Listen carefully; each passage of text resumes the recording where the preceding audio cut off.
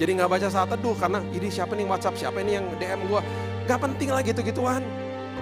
Suara kebisingan akhirnya makin keras. Kita gak dengar the whisper of the Holy Spirit. Kita gak dengar bisikan itu yang ada di dalam sini. Kenapa dia berbisik? Karena dia tinggal di sini. Sekali lagi, dia mau ingetin apa? Kalau kita gak pernah baca firman, apa yang mau diingetin? Bapak Ibu, firman yang kita baca 2 hari lalu, ada kemungkinan besar hari ini kita lupa. Shalom semua, selamat datang di Masyarakat Kristen dalam segmen Kata Pak Pen bersama Pastor Billy Lantang. Saya berharap saat kamu mendengarkan narasi ini, hatimu sedang terbuka untuk sebuah perubahan besar. Pernahkah kalian berada di titik di mana hidup terasa sangat berat? Ketika tantangan datang bertubi-tubi, pekerjaan terasa menumpuk, atau mungkin secara emosional kita merasa sedang berada di titik nadir? Seringkali, di saat-saat seperti itulah, kita mulai meragukan diri sendiri. Kita menatap cermin dan yang terlihat hanyalah sosok yang lelah, penuh kegagalan, dan mungkin merasa tidak berharga. Tapi, bagaimana jika saya katakan bahwa cara pandang kita selama ini salah? Bagaimana jika ada sebuah kebenaran agung yang selama ini luput dari perhatian kita?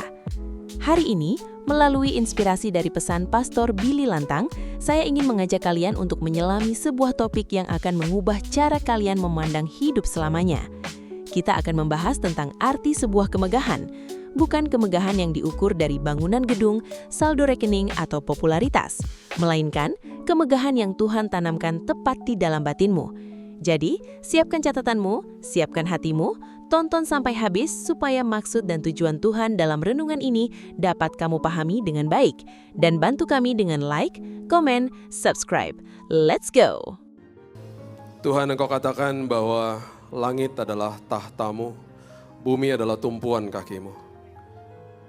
Tuhan, itu sebabnya hari ini apapun yang kami hadapi di depan kami gak ada apa-apanya sama Yesus. Engkau yang dahsyat, Engkau yang luar biasa, bahkan firman-Mu yang menopang kami. Kami jadi dahsyat karena Yesus kami dahsyat. Hidup kami jadi luar biasa karena Yesus kami luar biasa. Tuhan, apapun yang mungkin sudah kami lewati dan sedang kami lewati, kami tahu satu hal, kami berjalan ke depan bersama dengan Tuhan. Sebagai orang Kristen artinya kami adalah pengikut Yesus, memegang tangan-Mu yang perkasa, dan tidak pernah sedetik pun Kau tinggalkan kami. Itu sebabnya hari ini Tuhan, seperti Paulus katakan, kami justru bermegah kalau ada masalah, karena kami tahu Tuhan di pihak kami. Biarlah firman ini melawat kami, memandu kami, dan bahkan memperlihatkan kami terang Tuhan dalam kehidupan ini yang hidup di tengah-tengah dunia yang penuh kegelapan. Firman-Mu yang menjawab, Roh Kudus sendiri yang menjelaskan. Dalam nama Yesus kami berdoa, kita sama-sama katakan, amin, amin, amin, amin, amin, amin. Silakan duduk, shalom. Turut berduka bagi fans Arsenal. Saya juga berduka tadi kalau OKC Thunder kalah soalnya. Aduh, mana Spurs? Spurs. Sorry ya, ini cuma kita berdua yang ngerti ya. Kalau nggak ada yang paham saya ngomong apa, abaikan itu bukan khotbah saya. Oke, kita baru saja melewati hari Pentakosta. Dan 2 peringatan terakhir tentang kehadiran Yesus di muka bumi ini, ada 5 event sampai kepada hari Pentakosta. 2 yang terakhir itu seringkali diabaikan. Tidak semeriah yang pertama, kedua, dan ketiga. Yang pertama adalah pastinya kelahiran Yesus, kematian Kristus di kayu salib. Kita rayakan heboh banget lah. Kemudian kebangkitan Dia. Dan mulai agak turun sedikit ketika kita merayakan kenaikan. Kemudian Pentakosta, wah itu biasanya banyak yang terlewat bahkan. Padahal 2 momen ini adalah momen yang sungguh berharga bagi kita. Karena di saat itu kita di situ mulai kehidupan kekristenan kita bersama dengan Yesus. Sebelum Dia naik ke sorga waktu Dia bangkit, kitab Kisah Para Rasul yang ditulis oleh Dr. Lukas mengatakan dengan jelas Dia mengajar berulang-ulang prinsip kerajaan sorga. Karena Dia tahu sebentar lagi secara fisik Dia tidak ada. Dan Dia juga tahu bahwa betapa beratnya manusia kita semua ini yang percaya kepada Dia dan kita gak bisa lihat Dia secara fisik. Bisa bayangkan kalau Yesus masih ada secara fisik, Dia gak pernah naik ke sorga, mungkin Instagramnya followernya paling banyak hari ini. Dan kalau Dia diundang ke GSJS bisa tunggu 5 tahun karena semua gereja pasti mau mengundang Dia. Dan semua kita akan lebih mudah untuk percaya sama dia karena kita akan lihat video-video di mana dia menyembuhkan orang dan seterusnya. Kita tahu bahwa dia adalah secara fisik. Hari ini kita nggak bisa lihat dia. Bahkan orang-orang yang datang ke saya, yang kemudian percaya, dihampiri, mengalami pengalaman sama Tuhan. Oh, saya ketemu sama dia di tempat kos-kosan saya. Oh, saya ketemu sama dia di sini dan di situ. Penglihatan-penglihatan itu pasti akan mengatakan bahwa mereka nggak pernah lihat mukanya. Begitu mulia, sehingga yang mereka lihat pastinya cuma terang aja begitu. Kalaupun ada mimpi-mimpi tertentu terjadi, tapi hanya itu, terbatas sekali. Itu sebabnya waktu dia naik ke sorga, kemahahadiran Tuhan terjadi. Karena saat itu pribadi yang namanya Roh Kudus dijanjikan buat kita. Saya berikan judul khotbah saya kemegahan. Karena biarlah kita mengerti, karena ini prinsip kerajaan sorga. Supaya kita mengerti bahwa kalau kita lihat di kaca besok atau pulang dari sini, kita akan sadar betapa dahsyatnya hidup kita di hadapan Tuhan. Betapa megahnya hidup kita di hadapan Tuhan. Ada sebuah prinsip-prinsip yang perlu kita pelajari kalau kita tarik dari sejak awal manusia jatuh ke dalam dosa. Manusia udah dikasih tahu sama Tuhan, jangan makan buah itu, kalau kamu makan, kalau kamu buat dosa kamu mati. Mati adalah hukuman, the penalty of sin, hukuman daripada dosa. Kematian itu adalah artinya dipisahkan dari Tuhan. Jangan cuma sekedar dipikir bahwa kematian itu berhenti bernafas, itu hanya formatif. Tapi esensi daripada kematian dipisahkan dari Tuhan, itu yang mengerikan. Dipisahkan dari Tuhan itu ada 3 fase. Manusia dipisahkan secara fisik dari Tuhan, dari Taman Eden. Kemudian manusia, roh sama jiwanya dipisahkan. Manusia masih hidup ratusan tahun setelah itu. Kematian fase ketiga dibatalkan sama Yesus di kayu salib, yaitu apa? Kematian yang merupakan perpisahan sama Tuhan selamanya di api neraka. Disclaimer, neraka tidak pernah diciptakan buat manusia, neraka diciptakan buat iblis. Tetapi manusia ketika mau ikut sama iblis, itu pilihan mereka. Nah, itu yang terjadi. Oke, the penalty of sin, hukuman dosa dihapus di kayu salib. Bukan sekedar dosa kita dihapus loh, hukuman dosanya dihapus di kayu salib. Itu sebabnya pemberian dia sangat dahsyat. Nah, dia bilang, sekarang saya akan naik ke sorga. Selama kamu hidup, makanya dia mulai ngomong sama Thomas. Karena kamu udah lihat saya, makanya kamu percaya. Berbahagialah orang yang gak bisa lihat saya hari ini. Kita semuanya gak lihat dia secara fisik, namun percaya. Bahkan dikatakan berbahagialah, dikatakan blessed are you, diberkati, makarioslah engkau. Nah, itu sebabnya ketika ini terjadi, ya kita kemudian dicurahkan pencurahan Roh Kudus yang mendampingi saudara dan saya tinggal di dalam sini. Ingat, Roh Tuhan ada di atas manusia di perjanjian lama, Roh Tuhan ada di dalam manusia di perjanjian baru. Beda semuanya, oke? Nah, setelah manusia dipisahkan dari Tuhan, Tuhan sungguh rindu untuk manunggal kembali dengan manusia. Namun karena ada batasan-batasan, akhirnya terjadilah prosesi-prosesi yang begitu jelimet di perjanjian lama. Kalau kita baca pelajari satu-satu, kita pun bisa pusing. Baca kitab Imamat aja, tentang semua sistem pengorbanan. Pasti kita pusing sendiri, banyak banget aturannya. Nah, ini sungguh ironis. Tuhan mau manunggal sama manusia, tapi ada aturannya.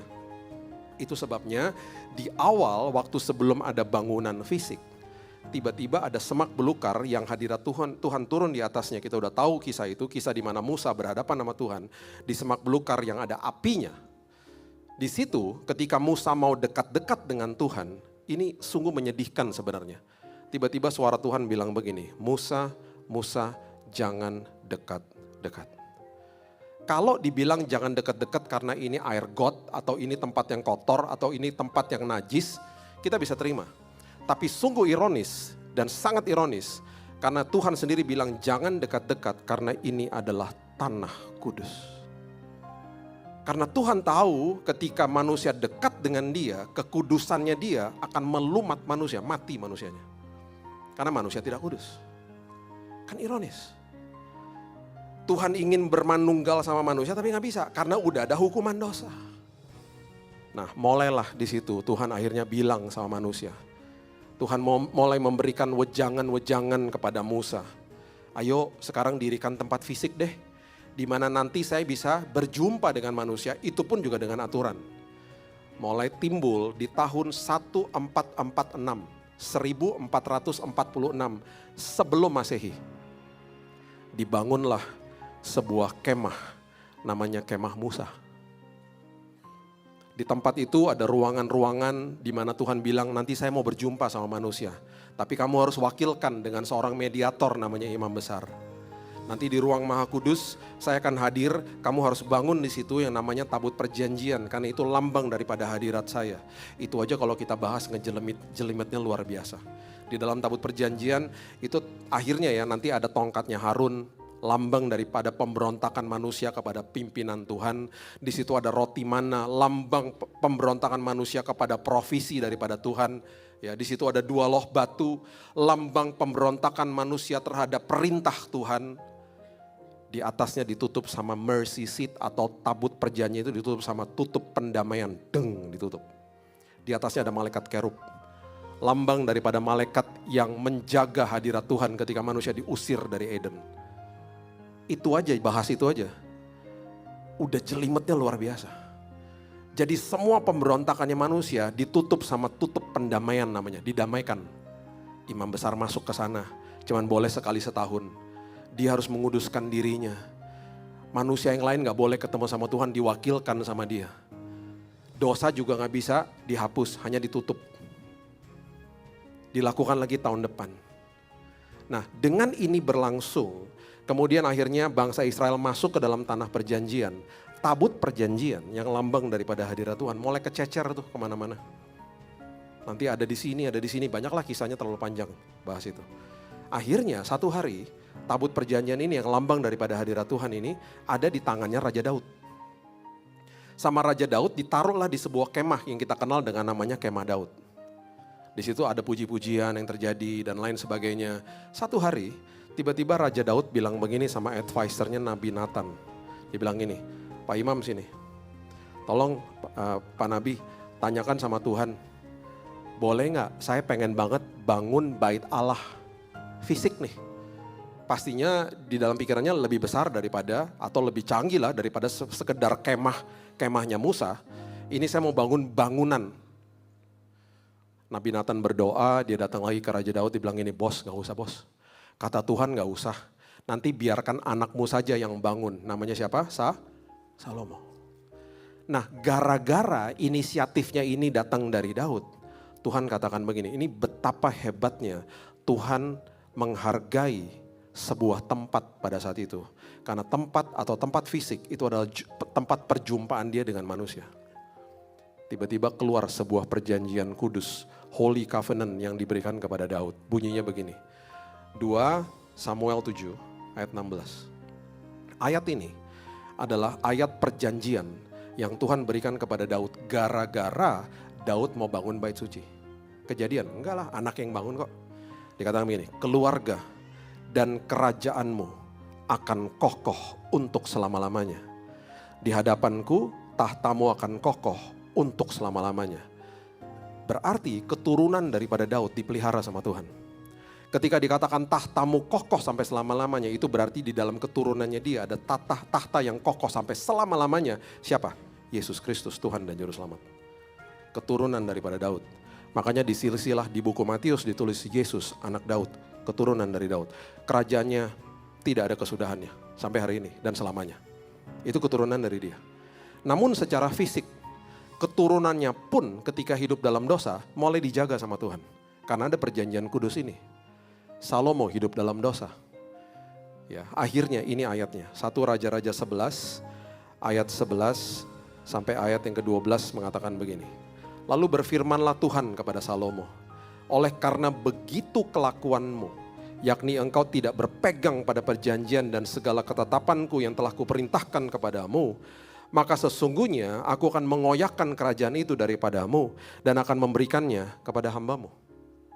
Hanya pada waktu hidupmu ini aku belum mau melakukannya, oleh karena siapa? Daud, ayahmu.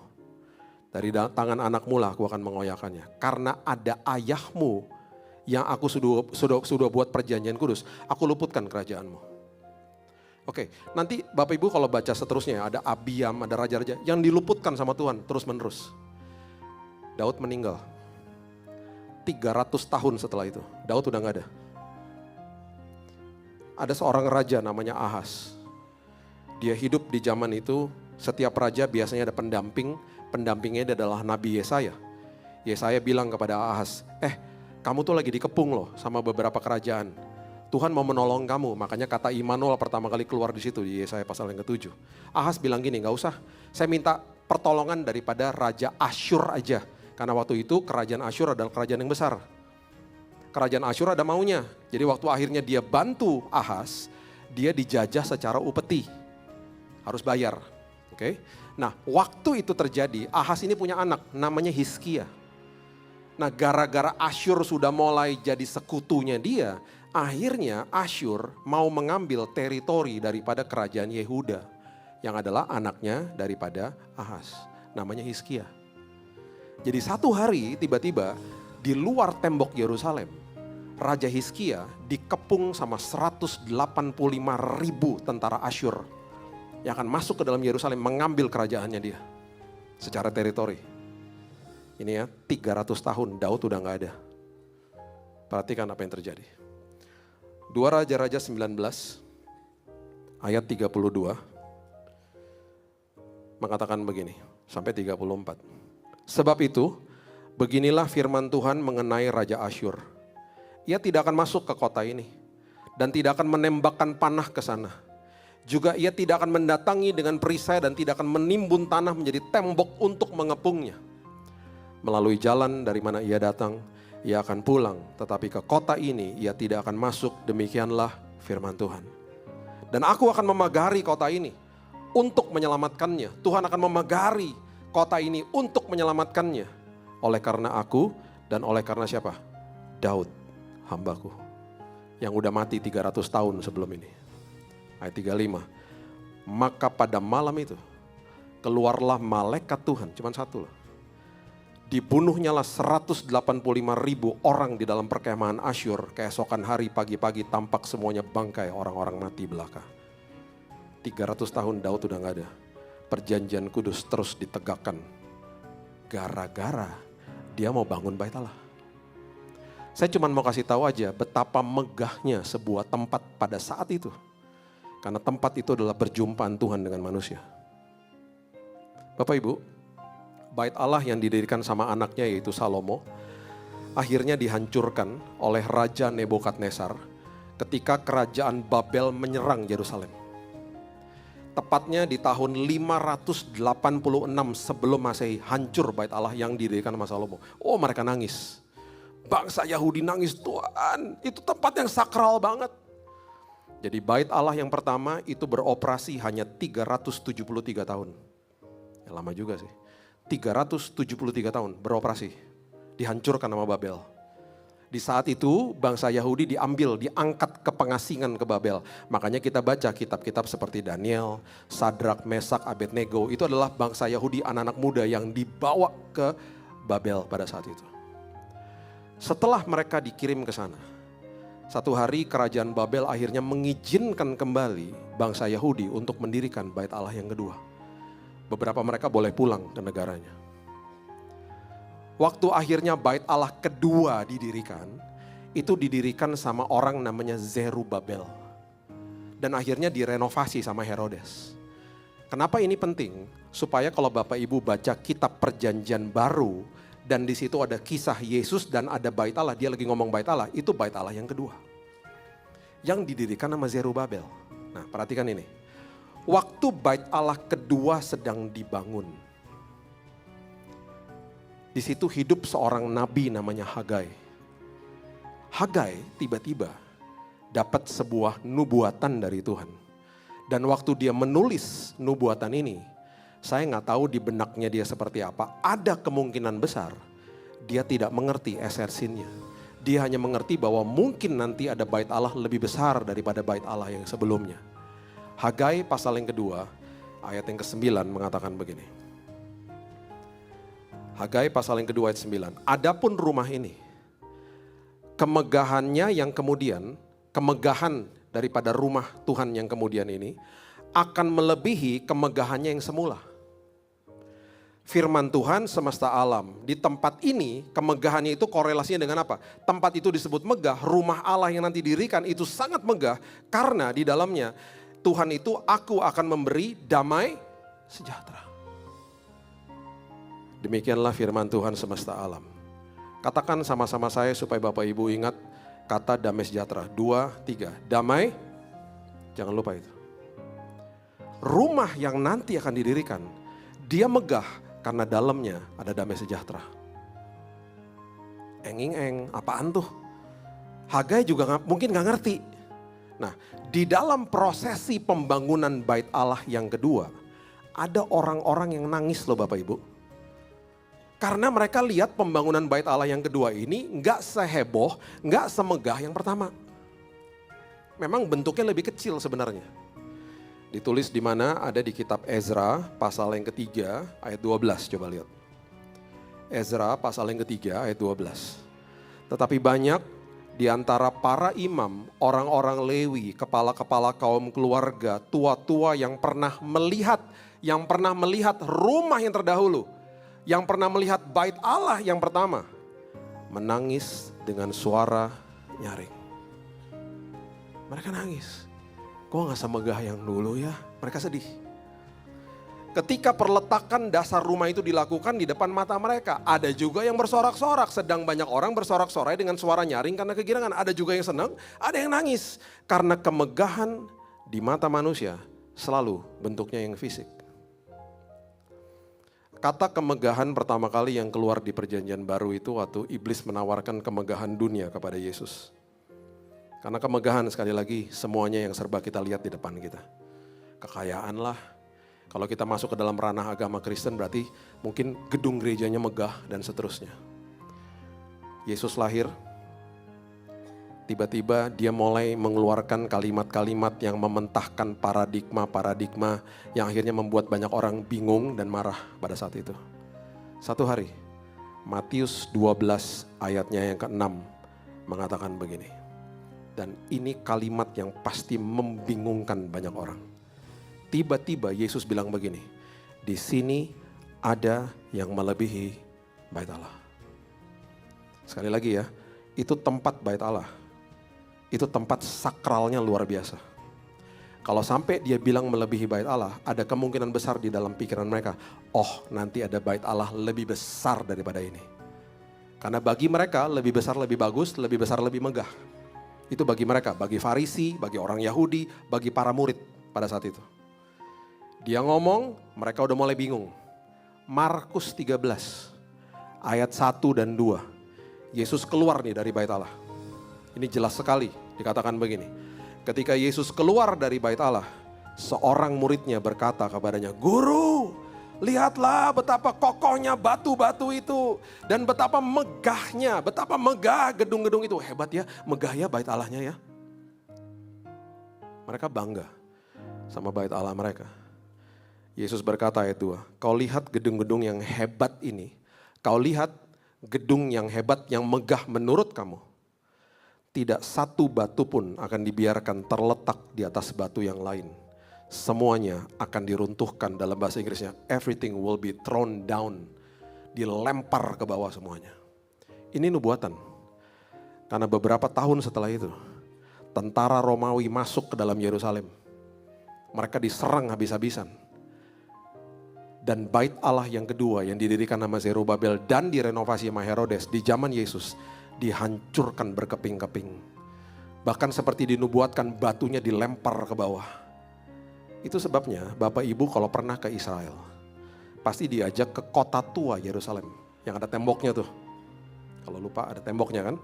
Di luar tembok daripada kota tua Yerusalem, kalau Bapak Ibu perhatikan turnya pada saat itu misalnya, pasti dikasih tahu ini bekas bongkah-bongkah batu bekas bait Allah kedua. Sekarang saya tanya, di tempat di mana ada bait Allah kedua, sekarang ada apa hari ini? Ada Masjid Al-Aqsa di atasnya. Di bawahnya makanya tembok ratapan tuh. Mereka nangis-nangis di situ. Berharap ada bait Allah ketiga. Supaya Mesiasnya hadir. Karena di dalam bangsa Yahudi kepercayaan mereka harus ada bait Allahnya supaya Mesiasnya hadir. Itu kepercayaan mereka. Itu kemegahan di mata manusia. Sebentar lagi ada yang melebihi bait Allah. Batu-batu ini akan dihancurkan. Waktu Roh Kudus dicurahkan dalam hidup manusia. Di hari Pentakosta. Semua ini dipertajam sama Paulus ketika tiba-tiba dia ngomong begini. Tidak tahukah kamu bahwa tubuhmu adalah bait Roh Kudus.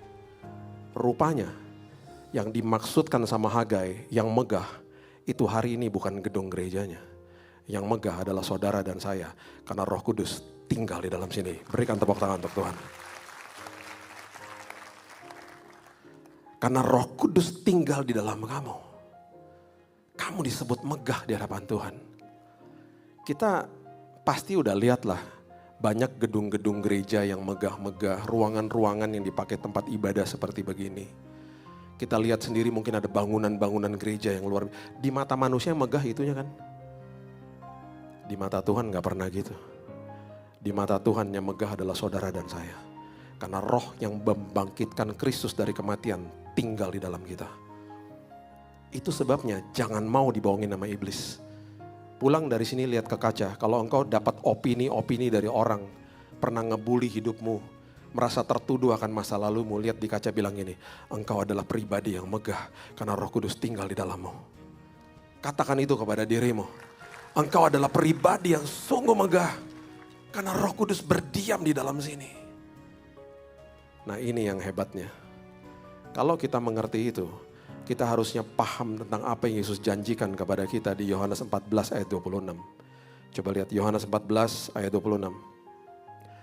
Tetapi penghibur, comforter, parakletos bahasa Yunaninya, yaitu Roh Kudus yang diutus oleh Bapa dalam namaku, dialah yang akan mengajarkan segala sesuatu kepadamu dan akan mengingatkan kamu akan semua yang telah kukatakan kepadamu. Kenapa kita disebut megah? Karena Roh Kudus yang tinggal di dalam kita adalah penghibur, pengajar, dan pengingat akan firman Tuhan. Itu pun tiga-tiganya harus dimengerti dengan benar. Supaya kita sadar bahwa kita adalah sebuah pribadi, sebuah bangunan rohani yang sungguh megah di hadapan Tuhan. Kalau kita ngerti ini, kita gak akan bisa dibohongin sama iblis. Kita akan tegar, makanya Paulus bilang gini, aku bermegah di depan masalah, di depan kesengsaraan tuh bahasa aslinya Roma 5. Kita kalau baca kita pikir nih orang narsis banget, bukan. Dia lagi percaya bahwa apapun masalah saya bermegah karena saya tahu saya adalah bangunan megah. Karena Tuhan di pihak saya. Kata penghibur, itu bahasa aslinya adalah parakletos. Parakletos itu arti yang sebenarnya sungguh luar biasa. Parakletos itu artinya Roh Kudus yang ada di dalam saya adalah advocate saya, pembela saya. Bahkan dia adalah bukan sekedar penghibur, dia yang menenangkan saya dan dia bisa mewakilkan kita melakukan apa saja ketika kita gak sanggup. Makanya Tuhan bilang gini, di dalam kelemahanmu, kuasaku dinyatakan. Makin kamu lemah, itu kesempatan buat Roh Kudus bekerja, makin bekerja di dalammu. Bapak Ibu, firman Tuhan mengatakan begini. Kalau kita lagi gak bisa berdoa, Roh Kudus berdoa buat kita. Berapa banyak di antara kita yang di malam hari kita gak bisa tidur karena masalah kita. Kita nangis dan kita bilang Tuhan, kita cuma bisa bilang Tuhan, kita gak bisa berkata-kata. Masalah kita terlalu berat sampai kita hanya bisa bilang Tuhan Yesus. Dan that's it, kita gak bisa ngomong. Di saat itu, parakletos, advocate, Roh Kudus mengambil alih. Dia berdoa buat kita. Makanya kita dibilang megah. Megah kita. Karena pribadi itu yang bela kita. Saya kasih contohnya ya. Ada sebuah fungsi daripada Roh Kudus. Yang Alkitab beberkan. Makanya gini. Kalau baca perjanjian baru. Kalau Bapak Ibu baca bahasa aslinya. Kalau perjanjian lama kan itu dari bahasa Hebrew. Ibrani itu sungguh poetik bahasanya. Kalau Bapak Ibu baca perjanjian baru, itu bahasa aslinya kan Greek atau Yunani. Itu sangat presisi Bapak Ibu, presisi. Oke, coba lihat ini, saya kasih contoh ini aja, satu ini aja. Lukas 15 ayat 20, coba lihat dulu ya. Lukas 15 ayat 20, ini adalah kisah anak yang terhilang. Anak yang terhilang kembali ke bapaknya toh, orang berdosa. Ini perumpamaan. Coba lihat, Lukas 15 ayat 20. Maka bangkitlah anak itu, anak yang terhilang itu. Dan pergi kepada bapaknya. Oke. Ketika ia masih jauh, ayahnya telah melihat, scanning the horizon, dia lihat anaknya datang, lalu tergerak hati oleh belas kasihan, ayahnya berlari mendapatkan dia, perhatikan ini, lalu merangkul dia dan mencium dia. Merangkul itu bahasa Indonesia to fall upon his neck, dirangkul gini lehernya. Bahasa Greek daripada merangkul adalah epipipto. Oke, bahasa yang sama itu dikemukakan di Kisah Para Rasul pasal yang ke-10 ayat 44. Coba lihat. Kisah Rasul 10 ayat 44. Ketika Petrus sedang berkata demikian, ketika Petrus sedang berkhotbah, turunlah Roh Kudus ke atas semua orang yang mendengarkan pemberitaan itu. Turunlah Roh Kudus, turun, fall upon, itu adalah kalimat atau kata yang sama seperti merangkul, epipipto. Saya waktu baca ini saya bilang, makasih ya Tuhan.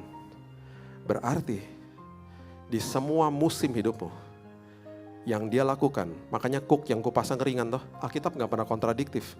Rangkulan dia tidak pernah lepas dari hidupmu. Engkau mau jatuh kayak, engkau mau dalam kondisi gagal kayak, mau ngapain aja, pokoknya setiap hari dia mengingatkan kita, rangkulan saya. Kalau sudah tinggal di dalam kamu, tidak pernah lepaskan dirimu. Makanya saya suka gemes kalau ada orang berdoa begini, Tuhan jangan tinggalkan saya. Suka dengar doa seperti begitu? Tuhan gak pernah ninggalin kita, Roh Kudus gak pernah ninggalin kita, yang ada kita ninggalin dia. Dan kalau kita paham tentang ini, kasih karunia memerdekakan orang, bukan tiket buat dosa. Bayangin di semua musim hidup kita, rangkulannya dia, sayangnya dia, ciumannya dia itu tiap hari buat kita. Besok pagi bangun pagi bilang gini, Tuhan terima kasih ya. Walaupun aku rasa sendiri, walaupun aku rasa lonely Tuhan, ternyata Engkau ngerangkul aku ya Tuhan tiap hari ya. Ternyata segitunya Engkau sayang sama aku ya Tuhan. Ternyata tiap hari aku dicium ya sama Tuhan, aku gak sadar loh Tuhan. Ternyata segitu hebatnya ya, megah sekali nih pribadi aku ya Tuhan. Sampai Kau berikan pribadi seperti itu yang menjadi comforter yang aku gak sadar selama ini jadi penghibur aku. Jadi pembela aku bahkan. Kemudian kalimat yang kedua atau kata yang kedua dikatakan, dia mengajarkan engkau. Mengajarkan dalam bahasa Greek adalah didasko atau yang dikatakan prolonged teaching. Artinya gak capek-capek dia ngajarin kita. Tiap hari diajarin, dikasih tahu sama dia tiap hari. Sekarang masalahnya gini, dia mau ngajarin apa kalau kita gak pernah baca makalahnya? Dia mau ngajarin apa kalau kita tiap hari gak pernah saat teduh? Makanya saya bawel sama jemaat kan. Saat teduh tiap hari, baca firman, dengar firman. Karena itu menopang hidupmu tiap hari. Sisanya biarkan nanti dia yang bekerja. Dia yang ngajarin, dia yang kasih penerangan dalam hidup kita. Gini loh nak, gini loh nak. Dan ketika dia mengajarkan, bukan hanya itu saja, dia mengingatkan kita. Bahasa aslinya adalah hupomimnesko. Hupomimnesko itu adalah dia ngingetin kita dengan suara yang sangat lembut. A whisper of the Holy Spirit. Kenapa dia berbisik kepada kita? Karena dia gak perlu teriak-teriak. Dia kan tinggal di dalam sini. Masalahnya gini, kita seringkali dengar teriakannya iblis karena keras banget memang. Dan akhirnya mencuri perhatian kita. Makanya dikatakan dia seperti singa mengaum-ngaum mencari orang yang dapat ditelan. Makanya kebisingan sosmed, kebisingan dunia seringkali mengganggu kita toh. Makanya matiin notifikasi HP. Kalau baca firman tiap hari ada notifikasi yang lain, ribet lah kita akhirnya. Jadi gak baca saat teduh karena ini siapa nih WhatsApp, siapa nih yang DM gue. Gak penting lah gitu-gituan. Suara kebisingan akhirnya makin keras. Kita gak dengar the whisper of the Holy Spirit. Kita gak dengar bisikan itu yang ada di dalam sini. Kenapa dia berbisik? Karena dia tinggal di sini. Sekali lagi, dia mau ingetin apa? Kalau kita gak pernah baca firman, apa yang mau diingetin? Bapak Ibu, firman yang kita baca 2 hari lalu, ada kemungkinan besar hari ini kita lupa loh. No problem. Itu kita manusia kok. Mungkin kita baru ingat yang kemarin. Tapi firman itu kan hidup, udah ke-download ke dalam sini. Nanti di hari ketika kita berhadapan sama masalah, dan kita butuh firman yang kita udah pernah baca mungkin minggu lalu, itu tugasnya Roh Kudus, diingetin sama dia. Dibawa ke permukaan. Ingat gak? Bahwa di dalam ucapan syukur besar kuasanya. Ingat gak? Jangan ngeluh. Ingat gak Matius 6 ayat 31, jangan berkata dan jangan khawatir dan berkata apakah yang kamu makan, minum dan pakai. Ingat gak? Ingat gak? Itu sebabnya kita disebut megah. Saya masuk ke kamar di rumah sakit SGH. Singapore General Hospital. Udah terlalu banyak lah kesaksian sebelumnya sampai Tuhan pimpin ke situ karena kami nggak ada asuransi, masuk ke rumah sakit yang di Singapura memang murah, rumah sakit umum. Jadi akhirnya karena Tuhan memang udah pimpin ke sana, terlalu panjang kesaksiannya kalau enggak, Tuhan pimpin pokoknya ke situ. Waktu saat tahun 2019 waktu saya terkena cancer, SGH itu nggak buka buat orang Indonesia. Tuhan kasih jalannya sampai akhirnya kita bisa masuk ke situ. Jadi waktu masuk ke sana istri saya bilang gini, ya udah karena nggak ada asuransi, kita ambil kamar yang berempat, kamar yang paling murah. Masuk ke dalam, kondisi saya udah makin hancur, udah makin lemah, saya mulai muntah-muntah. Karena sebelah kanan saya makan bakmi, depan saya makan kari, udah mulai muntah lah. Udah gak karu-karuan bau-baunya kan. Tiba-tiba nih, beberapa hari setelah itu, dia lihat websitenya rumah sakit dan dia nyesel senyesal-nyesalnya. Karena dia bilang gini, ya ampun ternyata ada kamar yang sendirian, kamar isolasi. Kamar ini ternyata harganya gak beda jauh ya sama kamar yang berempat. Harusnya kalau aku tahu kan aku udah nge-book dari kemarin-kemarin. Kenapa kamu sedih? Karena barusan aku tanya sama suster udah fully book kamar itu karena diminati banyak orang. Karena kamarnya sendirian dan gak begitu mahal. Kenapa gak begitu mahal? Karena dia bukan kamar VIP, dia kamar sendiri aja. Kenapa juga dia murah? Karena gak ada jendelanya. Dia nyesel senyesal-nyesalnya. Waktu dia ngomong gitu, saya sempat kepengaruh. Ya sayang banget. Di saat itu ada yang ngingetin saya, Bill ingat Tuhan selalu siapkan yang terbaik. Ada kata-kata lagi, ada yang ngingetin lagi, Bill ngucap syukur aja karena ada kuasa di balik ucapan syukur. Saya kasih tahu istri saya, udah tenang aja Tuhan punya yang terbaik, udahlah tenang aja. Iya tapi nyesel banget, dia nangis loh. Tahu gitu kan kamu bisa masuk kamar sendirian, harganya gak terlalu mahal, udah tenang aja. Di malam hari, jam 6:30 malam, suster bangunin saya. Pak, sorry pak ganggu pak. Dokter sama rumah sakit barusan kasih kabar ke nurse station, ke kami pak. Bahwa kami harus kasih tahu bapak dikasih kamar nomor 3 di ujung pak, di lantai ini. Kamar sendiri pak. Oh puji Tuhan, kamar isolasinya dapat ya. Bukan kamar isolasi yang Bapak mau Pak, itu kamarnya namanya suite room. Tunggu, apaan tuh suite room? VIP, VVIP, suite room tuh paling mahal Pak. Tunggu dulu, suster gak ngerti. Saya gak pernah minta kamar suite room, bayarnya gimana? Dia balesin saya, tunggu dulu Bapak juga gak ngerti, kan saya belum selesai. Tunggu ya Pak, saya jelasin. Kamar satu-satunya yang masih kosong di rumah sakit ini hanya kamar nomor 3 di ujung, yaitu suite room. Jadi Bapak karena requestnya kamar isolasi yang murah itu, Bapak diperbolehkan masuk ke kamar itu, bayarnya bayar kamar isolasi. Wah itu good deal. Boleh, mau saya. Oh that's a good deal, beneran suster? Iya Pak, beneran nih, iya. Kapan boleh pindahnya? Sekarang, udah siap kamarnya. Istri saya mana suster? Tadi izin Pak ke bawah, saya telepon gak diangkat-angkat. Dalam pikiran saya gini, kalau saya nunggu istri saya makin lama toh, ntar daripada rumah sakit ganti pikiran, mendingan gue pindah duluan. Saya masuk ke rumah sakit tuh di kursi roda. Tiba-tiba hormon adrenalin mengalir, tahu di sini. HB saya tinggal 4, saya lagi habis transfusi darah. Saya masukin semua barang ke koper. Saya pegang untuk koper, saya jalan di koridor rumah sakit, susternya berteriak. Kursi roda, wheelchair, kursi roda. Saya bilang, minggir, minggir, kamar nomor 3 mana buruan. Jalannya udah begini. 3 suster datangin saya. Yang 1 pegang koper saya, yang 2 ngebopong saya sampai kamar nomor 3. Sebelum masuk ke kamar nomor 3 ada tulisannya suite room. Tunggu dulu. Abadikan dulu, abadikan. Cekrek. Tulisannya suite room. Pintunya lebih gede dari pintu yang lain. Saya buka pintu.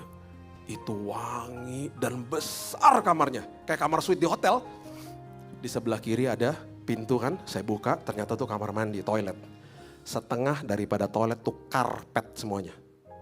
Sampai saya bilang gini, Tuhan tidur di toilet juga gak apa-apa Tuhan. Saking bagusnya di toilet. Saya masuk ke dalam, istri belum naik. Saya bilang sama suster, tolong bantu saya, kita packing semua barang-barang di sini. Saya gantung-gantungin, pasang air diffuser, masuk selimut, istri datang. Kau udah beres? Iyalah, supaya kalau rumah sakit ganti pikiran mereka gak tega, udah tenang aja di sini. Sebelum susternya keluar dari kamar, Dia bilang gini sama saya, Pak, biasanya yang ngebuk kamar-kamar ini, cuma ada 3 Pak, kamar ini di sini. Itu adalah raja-raja dari Timur Tengah. Karena ini kamar paling mahal di rumah sakit ini. Bapak Ibu tahu apa yang saya bilang? Saya bilang ini, suster, saya juga anak raja, makanya saya dapat kamar ini. Kalau kamar isolasinya ada, saya masuk kamar isolasi. Tapi ketika ada pintu yang ketutup, ketika mungkin di depan mata kita kecewa, itu tugasnya Roh Kudus untuk ngingetin, udah, ngucap syukur aja. Tuhan selalu bekerja, ingat Roma 8:28, kamu tahu kan Tuhan selalu siapin yang terbaik, tugasnya Roh Kudus. Makanya orang yang diingetin sama Roh Kudus, hidupnya berkemenangan. Saya percaya Bapak Ibu, hari ini kalau kita mengerti ini, kita akan lihat di kaca, kita akan bilang ini, wow, engkau adalah pribadi yang megah, karena Roh Kudus tinggal di dalammu. Tadi ingat, kita bilang bersama-sama, kita katakan bersama-sama damai sejahtera toh. Rumah yang megah dipenuhi dengan damai sejahtera. Habis ayat 26, itu ada ayat 27. Coba lihat ayat terakhir ini. Setelah Roh Kudus dikasih, coba lihat ayat 27. Damai sejahtera kutinggalkan bagimu. Wow. Damai sejahtera kuberikan kepadamu. Dan apa yang kuberikan tidak seperti yang diberikan dunia kepadamu. Janganlah gelisah, jangan pernah gentar hatimu. Yang dunia berikan adalah ketenangan setelah badai kehidupan selesai. Yang Tuhan berikan adalah damai sejahtera selagi ada badai. Makanya rumah yang terkemudian itu sungguh megah, karena di dalamnya ada damai sejahtera. Dan ketika Roh Kudus diberikan, ayat berikutnya dikatakan, aku tinggalkan damai sejahtera buatmu. Ini menjadi salah satu doa saya. Tuhan, kalau saya sedang khawatir, aku serahkan semua kekhawatiranmu kepadamu. Aku sadar dan mau disadarkan bahwa damai sejahtera sudah diberikan buat aku. Aku megah Tuhan, bukan karena kuat dan gagahku, tapi karena Roh Kudus tinggal di dalamku. Karena aku diberikan parakletos, pribadi yang senantiasa membela aku. Pribadi yang meluk aku tiap hari. Pribadi yang mengasihi aku tiap hari. Pribadi yang ngajar aku tiap hari. Pribadi yang ngingetin aku tiap hari. Dan pribadi itu memberikan aku damai sejahtera. Itu sebabnya kehidupan orang Kristen itu kaya. Karena walaupun ada masalah, melewati badai dengan damai yang melebihi akal budi. Itu sebabnya hari ini lihat kaca dan bilang ini, makasih Tuhan, aku adalah pribadi yang sungguh megah.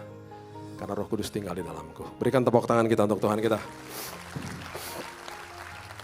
Bapak yang baik, terima kasih buat pembelajaran firman Tuhan pada hari ini. Kami percaya bahwa kembali hari ini kami diingatkan Tuhan betapa hebatnya Tuhan. Betapa hebatnya pemberian Tuhan buat kami. Kami percaya hari ini kembali Tuhan, kami diingatkan bahwa kami ini sungguh megah di hadapan Tuhan.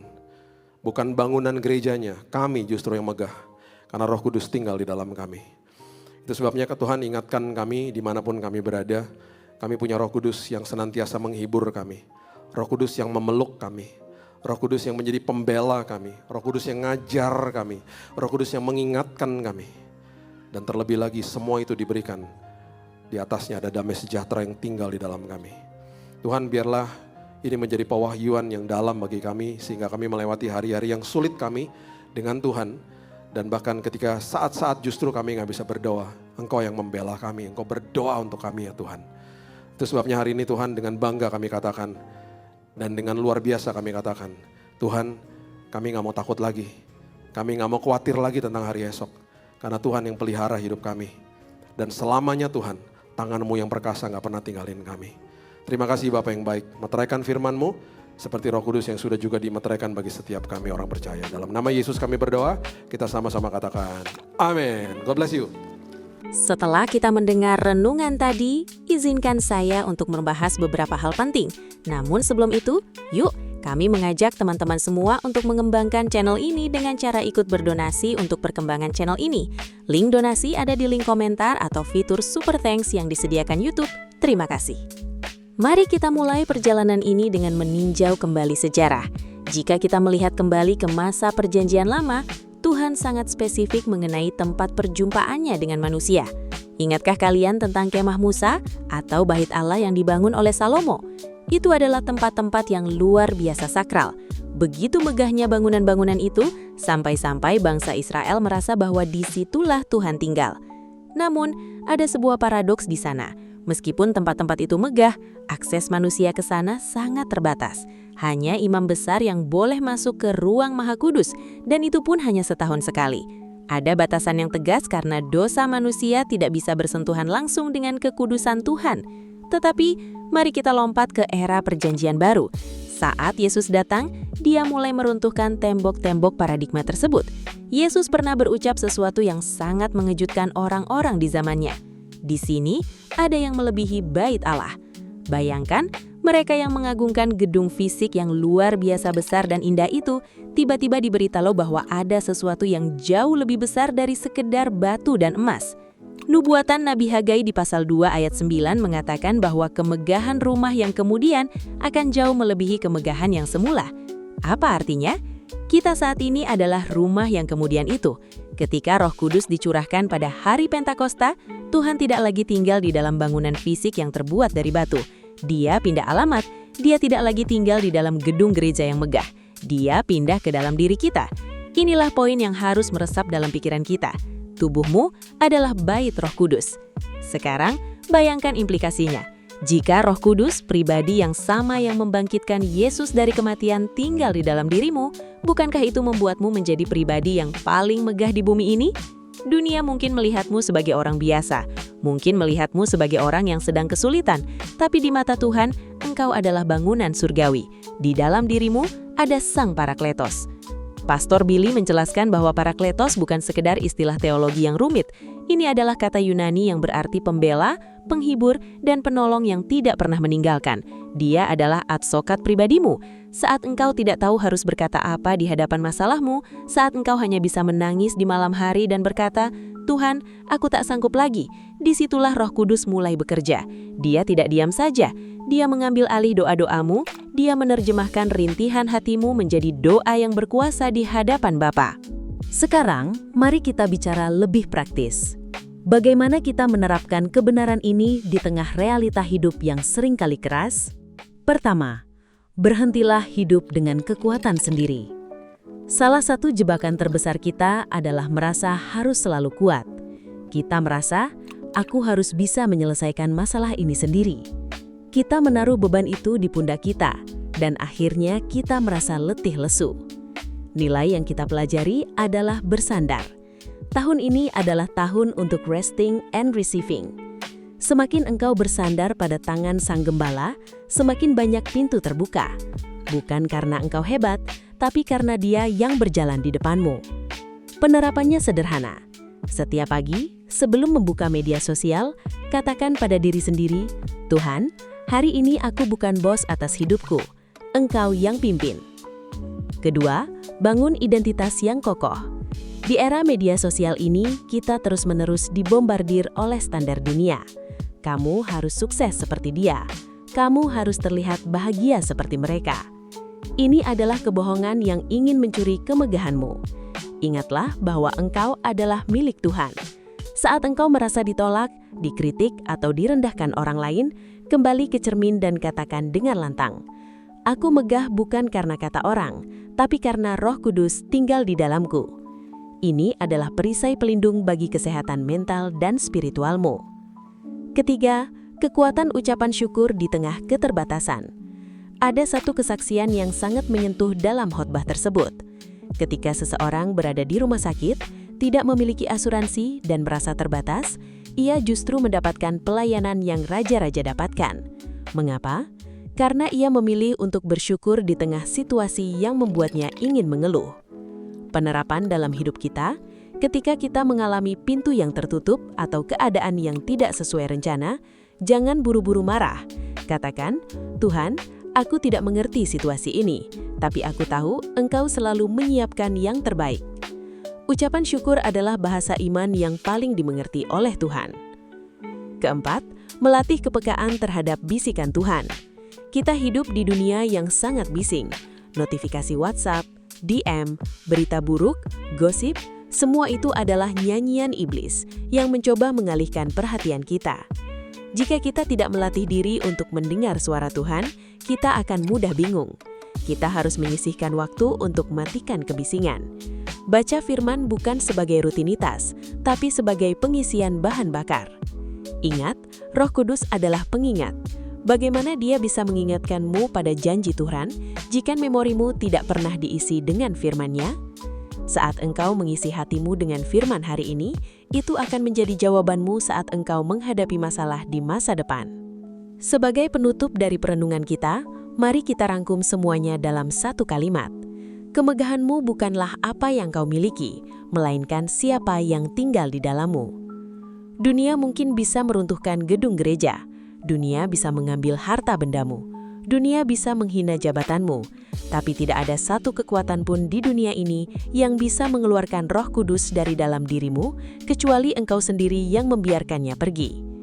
Engkau adalah bangunan rohani yang kekal. Pastor Billy menutup dengan satu poin yang sangat krusial. Damai sejahtera. Dunia menawarkan ketenangan yang bersyarat. Hanya tenang kalau uang cukup, hanya tenang kalau sehat, hanya tenang kalau sukses.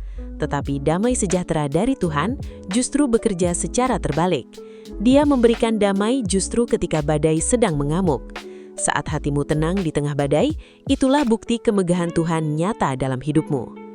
Jadi GS Family, apapun yang kalian hadapi saat ini, entah itu kegagalan bisnis, masalah keluarga, atau keraguan tentang masa depan, angkat kepalamu. Ingatlah bahwa Roh Kudus sedang memelukmu.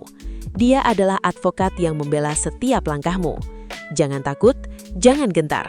Engkau bukan orang biasa yang berjalan sendirian. Engkau adalah anak raja yang berjalan dengan Sang Pembela di dalam hatimu. Terima kasih sudah meluangkan waktu untuk mendengar firman ini. Saya percaya setelah hari ini, kalian akan melihat diri kalian dengan cara pandang yang berbeda.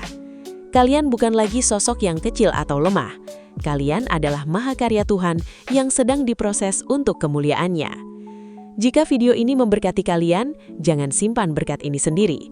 Bagikan video ini kepada teman, keluarga, atau siapapun yang hari ini merasa kehilangan harapan. Biarkan mereka juga tahu bahwa mereka adalah pribadi yang megah di mata Tuhan.